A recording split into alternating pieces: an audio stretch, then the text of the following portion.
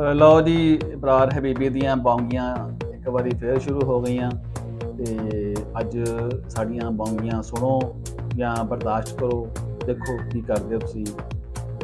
ਅੱਛਾ, ਗੱਲ ਇਹ ਆ ਕਿ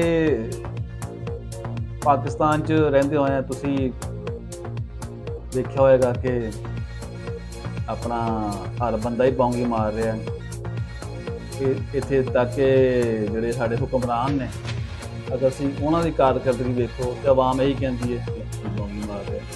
ਠੀਕ ਹੈ ਨਾ, ਹਰ ਚੀਜ਼ ਦੀ ਬੌਂਗੀ ਹੈ। ਤੇ ਮਤਲਬ ਤੁਸੀਂ ਗੌਰ ਕਰੋ, ਜੇ ਪੈਟਰੋਲ ਵੱਧ ਗਿਆ ਤਾਂ ਕਹੋਗੇ ਲਾ ਐਡੀ ਭੈੜੀ ਬੌਂਗੀ ਮਾਰੀ ਹੈ, ਪੈਟਰੋਲ ਵਧਾਤਾ ਹੈ, ਜ਼ੁਲਮ ਕੀਤਾ ਹੈ। ਜੇ ਡਾਲਰ ਦਾ ਰੇਟ ਵੱਧ ਗਿਆ ਇਹ ਬੌਂਗੀ ਮਾਰੀ ਹੈ। ਠੀਕ ਹੈ ਨਾ, ਤੇ ਹਰ ਗੱਲ ਹੀ ਬੌਂਗੀ ਹੈ। ਤੇ ਇਸ ਲਈ ਸਾਡੇ ਪ੍ਰੋਗਰਾਮ ਦਾ ਨਵਾਨ ਵੀ ਬੌਂਗੀ ਹੈ। ਤੇ ਦੇਖਦੇ ਹਾਂ ਕਿ ਅੱਜ ਸਾਡੀਆਂ ਬੌਂਗੀਆਂ ਜਿਹੜੀਆਂ ਕਿੱਦਾਂ ਦੀਆਂ ਨੇ।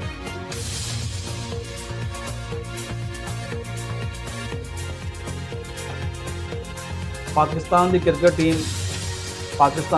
ਟੀਮ ਜਿਹੜੀ ਆ ਉਹ ਪੈਰ ਦੇ ਪੈਰ ਮੈਚ ਹਾਰਦੀ ਪਈ ਸੀ ਤੇ ਇੱਥੇ ਤੱਕ ਕਿ ਉਹ ਕ੍ਰਿਕਟ ਦੀ ਟੀਮ ਜਿਹੜੀ ਆ ਸਾਡੀ ਵਰਲਡ ਕੱਪ ਤੋਂ ਬਾਹਰ ਹੋ ਗਈ।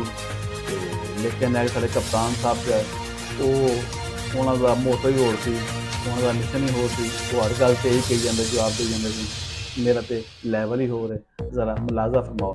जी बाबर भाई साहब, आप मुखातब हूँ आपसे, आप सुन रहे हैं मेरी बात?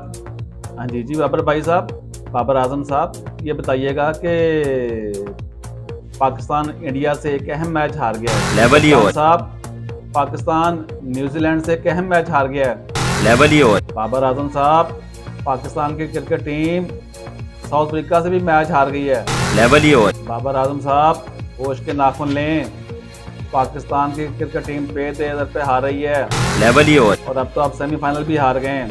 लेवल ही हो। सेमीफाइनल हारने के बाद आपका सामान पैक हो चुका है, वापसी की टिकट हो गई है।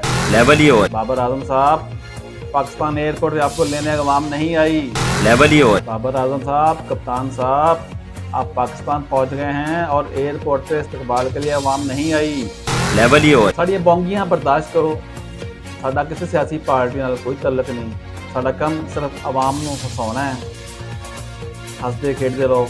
तो जे साडी कोई बौंगी तुहानूं भैड़ी लगे तो असीं एडवांस तुहाडे तों माफ़ी मंगदे हां। ये थी इबरार हबीबी की बौंगियां, देखते सुनते और बर्दाश्त करते हुए। अगर आपको हमारा ये फ़नी प्रोग्राम पसंद आए तो इसे ज़रूर लाइक शेयर और सब्सक्राइब कीजिए।